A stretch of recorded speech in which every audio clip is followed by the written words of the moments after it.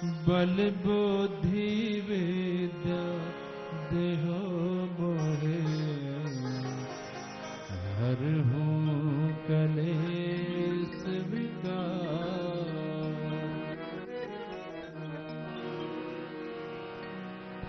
जय हनुमान ज्ञान गुण सागर, जय कपीस तिहु लोक उजागर। रामदूत अतुलित बल धामा, अंजनी पुत्र पवन सुत नामा। महावीर विक्रम बजरंगी, सुमति निवार सुमति के संगी। कंचन बरन बिराज सुबेसा, कानन कुंडल कुंचित केसा। आप वज्र ध्वजा बिराजै, कांधे मूंज जनेऊ साजै। शंकर सुमन केसरी नंदन, तेज प्रताप महाजगवंदन। विद्यावान गुणी अति चातुर, राम काज करिबे को आतुर। प्रभु कृष्ण सुनिबे को रसिया, राम लखन सीता मन बसिया। सूक्ष्म रूप धरि अहि दिखावा, विकट रूप धरि लंक जरावा। भीम रूप धरि असुर संहारे, रामचंद्र के काज सवारे। लाए सजीवन लखन जियाए, श्री रघुवीर हर्ष उर लाए। रघुपति कीन्ही बहुत बढ़ाई, तुम प्रिय भरत संभाई। सहस बदन तुमरो जस गावे, हस पे श्रीपति कंठ लगावे। संकादिक ब्रह्मादि मुनीसा, नारद सारद सहित अहिंसा। ब्रह्म वेद दिक्पाल जहाते, कवि गोविंद से सके कहाते। तुम उपकार सुग्रीव ही कीना, राम मिलाए राजपद दीना। तुमरो मंत्र विभीषण माना, लंकेश्वर भय सब जग जाना। युग सहस्र योजन पर भानु, लियोताहि मधुर फल जानु। प्रभु मुद्रिका मेल मुख माही, जगति आग गए अचरज नाहि। दुर्गम काज जगत के जेते, सुगम अनुग्रह तुम्हारे देते। राम दुआरे तुम रखवारे, होत न आज्ञा बिन पैसारे। सब सुख नहे तुम्हारी सरना, तुम रक्षक काहू को डरना। आपन तेज समारो आपै, तीनों लोक हांकते कांपै। भूत पिशाच निकट नहीं आवे, महावीर जब नाम सुनावे। नासै रोग हरे सब पीरा, जपत निरंतर हनुमत वीरा। संकट ते हनुमान छुड़ावे, मन क्रम वचन ध्यान जो लावे। तत्पर राम तपस्वी राजा, इनके काज सकल तुम साजा। और मनोरथ जो कोई लावे, सोई अमित जीवन बल पावे। चारों जुग प्रताप तुम्हारा, है प्रसिद्ध जगत जियारा। साधु संत के तुम रखवारे, असुर निकंदन राम दुलारे। अष्ट सिद्धि नव निधि के दाता, असवर दीन जाने की माता। राम रसायन तुम्हारे पासा, सदा रहो रघुपति के दासा। तुम्हारे भजन राम को पावे, जन्म जन्म के दुख बिसरावे। अंत काल रघुबरपुर जाई, जहाँ जन्म हरि भक्त कहाई। और देवता चित्त न धराई, हनुमत से सर्व सुख करई। संकट कटै मिटै सब पीरा, जो तुमरे हनुमत बलवीरा। जय जय जय हनुमान गोसाई, कृपा करो गुरुदेव की नाई। जो सत बार पाठ कर जोई, छूटे बंद महादुख होई। जो ये पढ़े हनुमान चालीसा, तुलसीदास सदा हरि तेरा। नाथ हृदय में डेरा, पवन तनय संकट हरा। मंगल मूर्ति रूप, राम लखन सीता सहित। हृदय बसो सुरभूप। सर्वशक्तिमते परमात्मने श्री रामाय नमः। सर्वशक्तिमते परमात्मने श्री रामाय नमः। सर्वशक्तिमते परमात्मने श्री रामाय नमः। सर्वशक्तिमते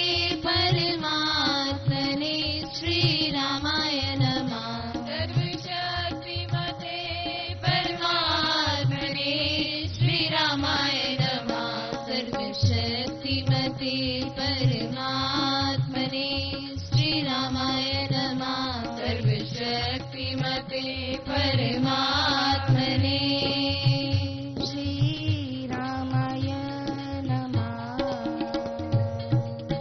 करता हूँ मैं वंदना नत शिर बारंबार तुझे देव परमात्मन मंगल शिव शुभकार अंजलि भर मस्तक किए विनय भक्ति के साथ नमस्कार मेरा तुझे होवे जग के नाथ दोनों कर को जोड़ कर मस्तक घुटने पे तुझको हो प्रणाम शत शत कोटि अनेक पाप हरण मंगल करण चरण शरण का ध्यान हार करूं प्रणाम मैं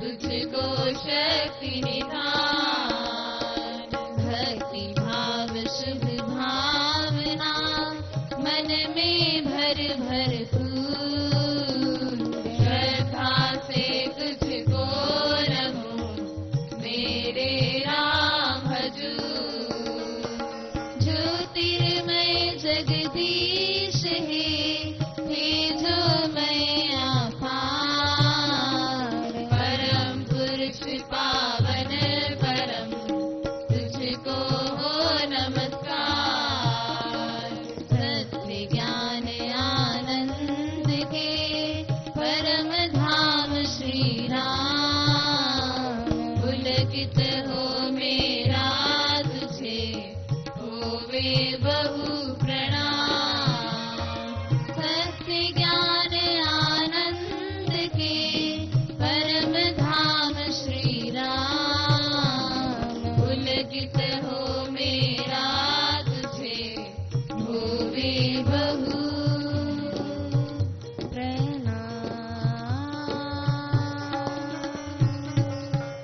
परमात्मा श्री राम परम सत्य प्रकाश रूप परम ज्ञानानंद स्वरूप सर्वशक्तिमान एकैवाद्वितीय परमेश्वर परम पुरुष दयालु देवाधिदेव है उसको बार बार नमस्कार नमस्कार नमस्कार नमस्कार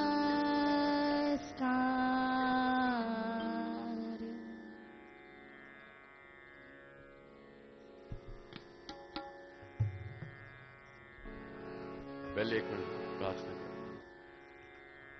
अब जो कामना जो मनोरथ जो इच्छा लेकर के आए हैं पलके बंद करके पूर्ण एकाग्रता के साथ मालक के चरणों का ध्यान करते हुए गुरु महाराज के चरणों का ध्यान करते हुए अपने मन की बात कह देनी है।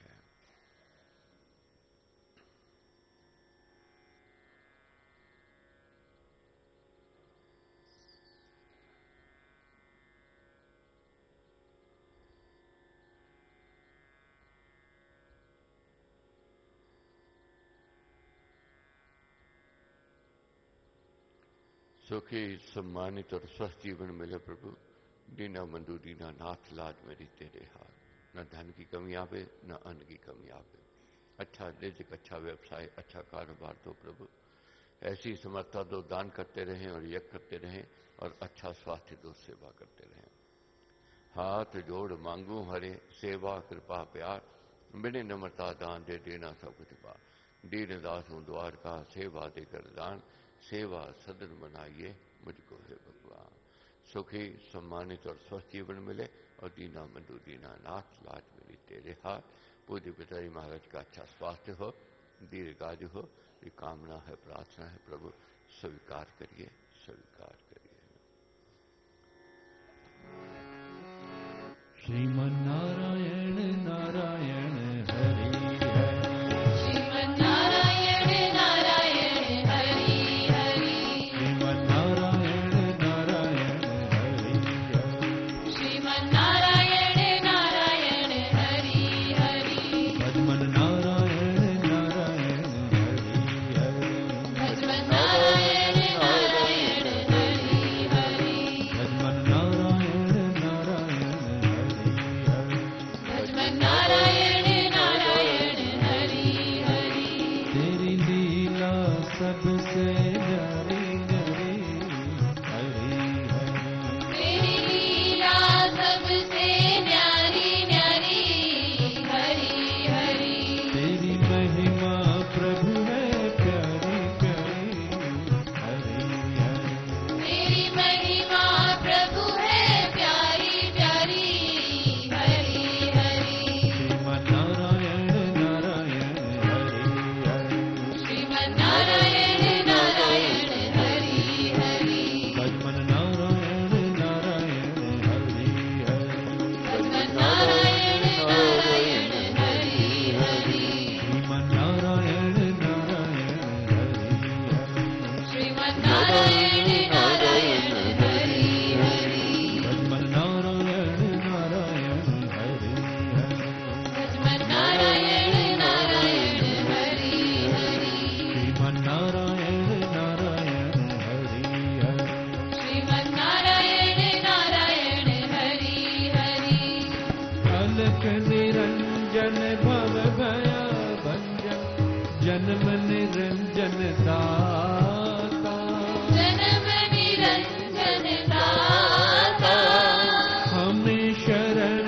दे अपने चरण में कर निर्भय जग त्राता कर निर्भय जगत्राता उन लाखों की नैया तारी तारी हरि हरि श्रीमन्नारायण नारायण हरि हरि श्रीमन्नारायण नारायण हरि हरि श्रीमन्नारायण नारायण हरि हरि श्रीमन्नारायण नारायण हरि हरि भजमन नारायण नारायण हरि हरि भजमन्नारायण नारायण हरि हरि श्रीमन्नारायण नारायण हरि श्रीमन्नारायण नारायण हरि हरि श्रीमन्नारायण नारायण हरि हरि श्रीमन्नारायण नारायण हरि हरि भजमन्नारायण नारायण हरि हरि श्रीमन्नारायण नारायण हरि हरि भजमन्नारायण नारायण हरि हरि श्रीमन्नारायण नारायण हरि हरि भजमन्नारायण नारायण हरि हरि श्रीमन्नारायण नारायण हरि हरि भजमन्नारायण नारायण हरि हरि यदा यदा हि धर्मस्य ग्लानिर्भवति भारत अभ्युत्थानम् अधर्मस्य तदात्मानं सृजाम्यहम् परित्राणाय साधूनां विनाशाय च दुष्कृतां धर्म संस्थापनार्थाय संभयामि युगे युगे।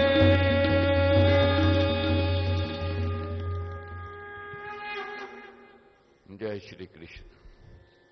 श्रीमद् भगवद गीता में पृष्ठ नंबर है 19, दूसरा अध्याय है। 19 पृष्ठ नंबर दूसरा अध्याय है। बहुत ध्यान से मन लगा करके पूर्ण एकाग्रता से इसका अध्ययन करना है। इसमें क्या समझाया है? देह नाशवान है, आत्मा अमर है, अजर है।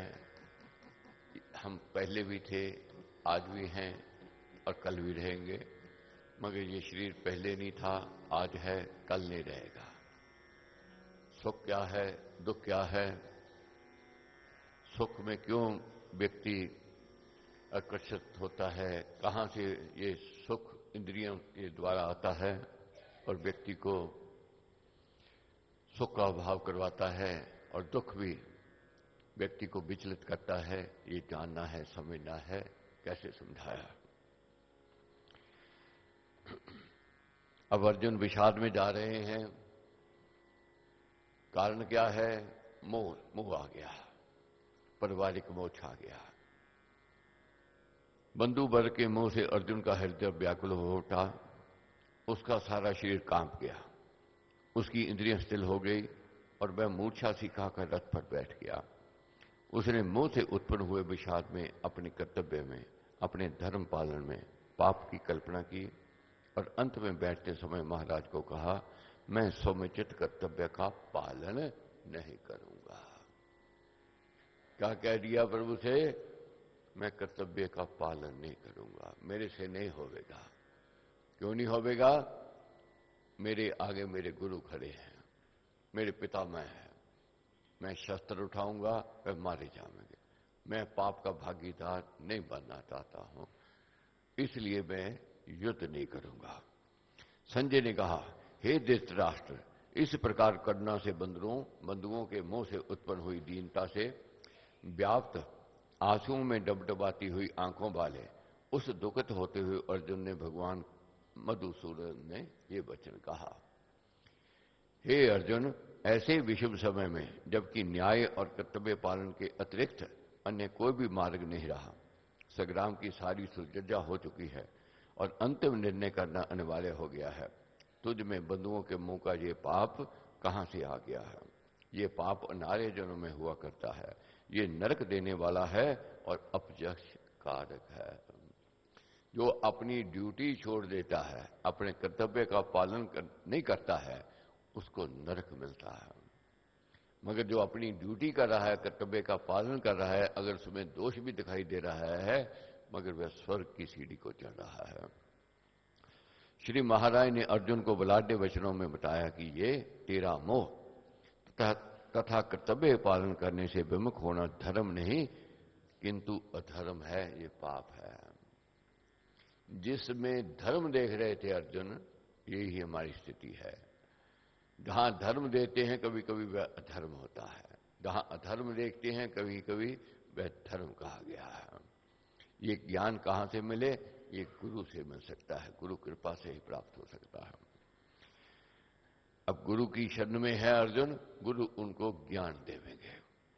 आर्यों में मोह और कायरता का पाप नहीं होता, वे कर्तव्य कर्म को धर्म मानते हैं। ये तेरा पाप अनार्य कर्म है और तेरी जाति के कर्मों में से विपरीत है। ये पाप धर्म तत्व से के भी विपरीत है, इस कारण नरक देने वाला है। इसी प्रकार ये पाप शूरवीर क्षत्रियों की अपकीर्ति का कारण ही हुआ करता है। क्योंकि तू क्षत्रिय है, क्षत्रिय का धर्म क्या है? जन की रक्षा करनी, समाज की रक्षा करनी, देश की रक्षा करनी तेरा कर्तव्य है। अगर तू जन की, देश की, जाति की रक्षा नहीं करता है तो पाप की ओर बढ़ा है। हे अर्जुन, ऐसे समय में तू कुलीन ना बन, पुरुषता से पतित ना हो। ये नपुंसकता तुझ में नहीं भगती, तुझ में ऐसी कायरता का आ जाना शोभा नहीं देता। हृदय की दुर्बलता के वश से तू ऐसी अधीरपन की बातें कर रहा है। इस कारण हृदय की तुच्छ दुर्बलता को त्याग कर, हे शत्रुओं के संतप्त करने वाले, खड़ा हो जा, कर्तव्य का पालन कर। क्या कहते हैं प्रभु?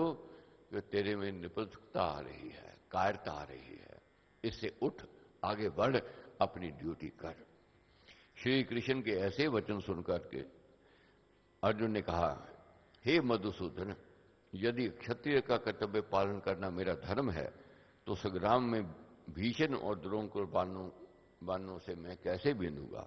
ये दोनों पूजा के योग्य हैं। इन ऊंचे भाव वाले गुरुजनों को नाम मारकर इस लोक में भीख मांगकर अन्न खाना उत्तम है। क्या कहते हैं अर्जुन? अगर आप मेरे को कह रहे हैं कि क्षत्रिय का धर्म है शस्त्र उठाना, रक्षा करनी, अब कैसे करूं? पर पक्ष में सामने मेरे गुरु द्रोण हैं और पूजनीय आचार्य हैं, मैं उनको कैसे बाणों से बींधूं? इससे तो उचित है कि मैं भीख मांग करके अपने जीवन का निर्वाह कर लूं। मेरे को ये राज्य, मेरे को ये साम्राज्य, ये मेरे को ये सुख नहीं चाहिए। परंतु धन की कामना करने वाले विपक्षियों में खड़े इन गुरुजनों को मारकर निश्चय से इसी लोक में मैं रक्त से मिश्रित भोगों को भोगूंगा।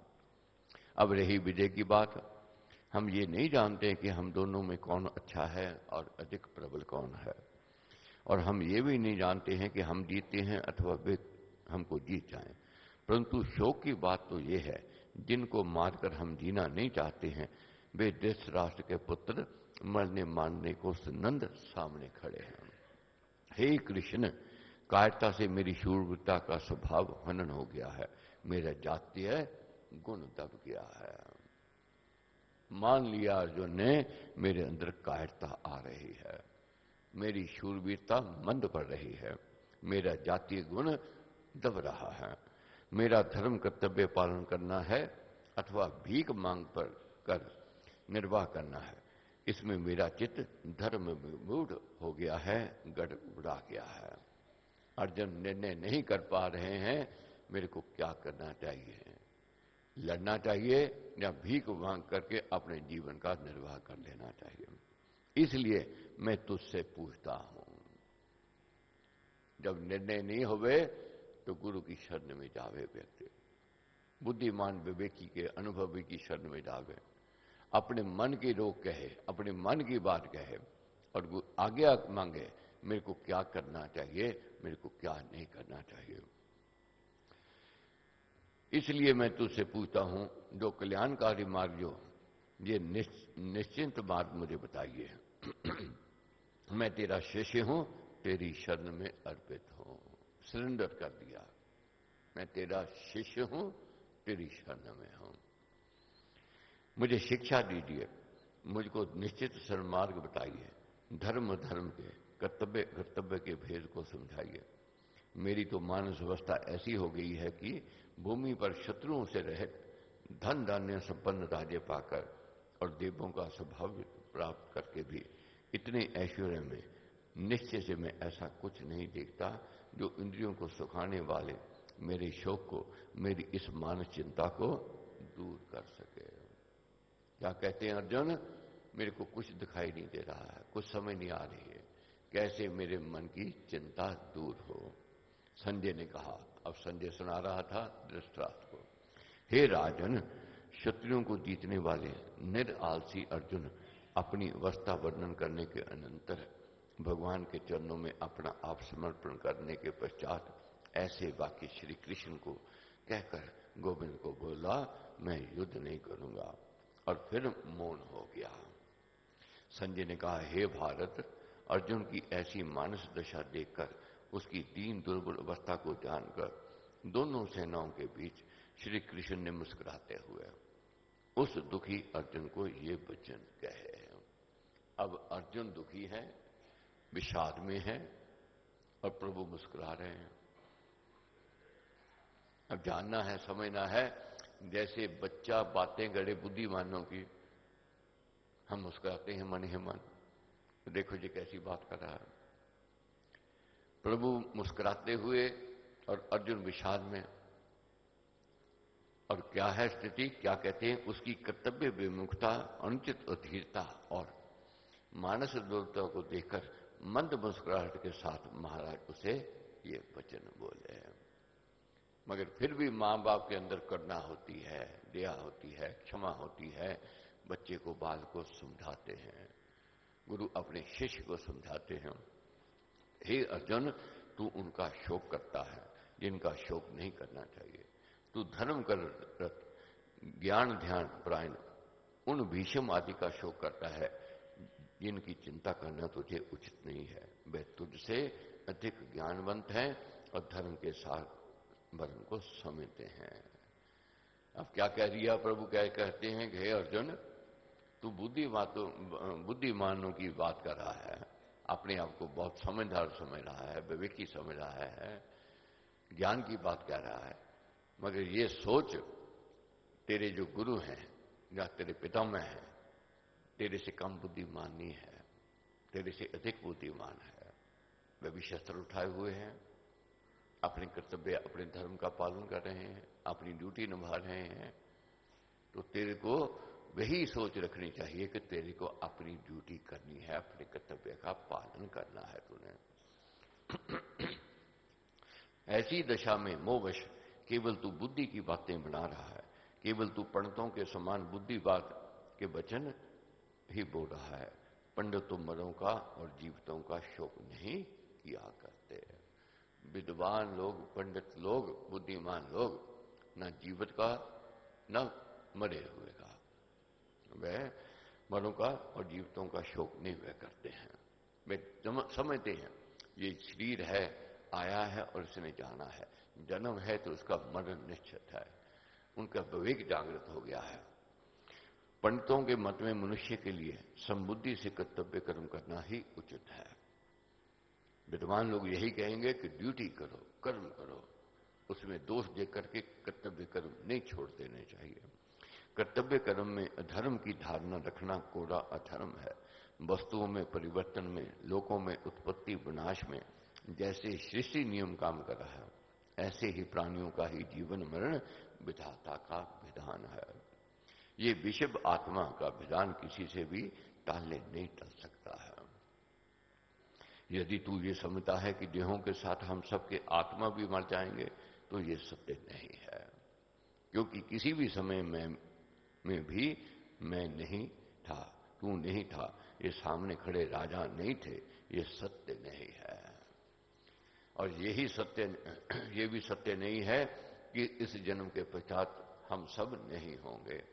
हम सब इस जन्म से पहले भी थे और मरण के पश्चात भी बने रहेंगे। जिनको मौत का बहुत डर लगता है, भय लगता है, उनके लिए ये प्रसंग अति उत्तम है। पहले भी हम थे, आज भी हैं और कल भी रहेंगे। वेद केवल इतना है, ये शरीर नाशवान है।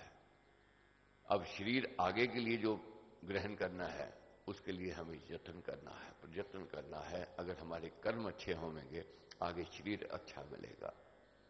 जैसे व्यक्ति अपने भविष्य की सोच रखता है इस जीवन में, उसी प्रकार अपने भविष्य की सोच रखनी है आगे लोक में जाने के लिए। तो अगर धर्म कर्म अच्छा होगा, परोपकार का कार्य करेंगे, सेवा का कार्य करेंगे, जनहित का कार्य करेंगे और फिर शरीर अच्छा मिलेगा और सुख में मिलेगा। अगर अधर्म का काम करते हैं, जाति के विरुद्ध काम करते हैं, अन्याय करते हैं, पाप करते हैं तो नरक मिलेगा। देहों से आत्मा भिन्न वस्तु है, वह एक सूक्ष्म सत्ता है और तीनों कालों में एक रस अमृत है। उसके स्वरूप का मरण कदापि नहीं होता। वह तो स्वयं अखंड अमर जीवन है। जन्म मरण तो देह और आत्मा के संयोग वियोग से केवल काया में कहे गए हैं। आगे प्रश्न पूछेंगे अर्जुन, फिर सुख दुख क्या है? अगर आप कहते हो पहले भी थे, आज भी हैं, कल भी रहेंगे, तो जब शरीर छूटता है तो दुख क्यों लगता है? अपना फिर जाता है तो पीड़ा क्यों होती है? यह आगे समझेंगे। जैसे इस देह में देहधारियों की बाल अवस्था, यौवन और बुढ़ापा ये तीन अवस्थाएं हैं, इसी प्रकार दूसरी देव की प्राप्ति भी एक अवस्था है। बाल काल, यौवन और बुढ़ापे के आने जाने की भांति दूसरी देव में जाना भी एक अवस्था मात्र है। उसको आत्मा का मिट जाना नहीं मानना चाहिए। ये परिवर्तन में बुद्धिमान मुंह में, अज्ञान में नहीं भूलता। कैसे समझाया? जैसे ये हम हैं, पहले हमारी बाल अवस्था थी, युवावस्था आई, मध्यावस्था आई, अब बुढ़ापे की ओर जा रहे हैं। मगर साक्षी देखने वाला क्या है? एक है। बाल अवस्था देखी, युवावस्था देखी, मध्यावस्था देखी, बुढ़ापा देख रहे हैं। तो इसी प्रकार ये शरीर ने आगे चले जाना है। अब क्या समझाया? एक ही देह पर जब बाल काल के पश्चात यौवन आता है तब अवस्था बदल जाती है। परिवर्तन सृष्टि का नियम है। हर क्षण, हर पल परिवर्तन हो रहा है। मगर हम नहीं समझ रहे हैं कि परिवर्तन हो रहा है, हर क्षण हो रहा है परिवर्तन। जो पहले था अब नहीं है, अब है कल नहीं रहेगा, आगे नहीं रहेगा। बाल काल की कोमलता नहीं रहती है। इसी प्रकार जब देह पर वृद्ध अवस्था छा जाती है तब यौवन अवस्था नहीं रहती है, परंतु वस्तुओं का साक्षी जानने वाला एक ही बना रहता है, वह नहीं बदलता है। इसी प्रकार मरना भी एक अवस्था परिवर्तन मात्र है। उसमें आत्मा का नाश नहीं होता है। जब मरण जीवन केवल अवस्था परिवर्तन है तो सुख दुख क्या है और किसको होते हैं, इसके संबंध में महाराज ने कहा, हे कुंती पुत्र, इंद्रियों के जो रूप आदि विषयों के साथ संयोग हैं और वे ही शीत उष्ण सुख दुख देने वाले हैं। इंद्रियों की वृत्तियों का बाहर के विषयों के साथ संयोग ही अनुकूल प्रतिकूल का भाव कारण है। वे विषय उत्पत्ति नाशवान है, अनित्य है। हे भारत, तू उनको विचार से सहन कर। अब अर्जुन ने प्रश्न कर दिया कि सुख दुख क्या है। प्रभु कहते हैं सुख और दुख आते हैं चले जाते हैं, ये नाशवान है, ये स्थिर नहीं है।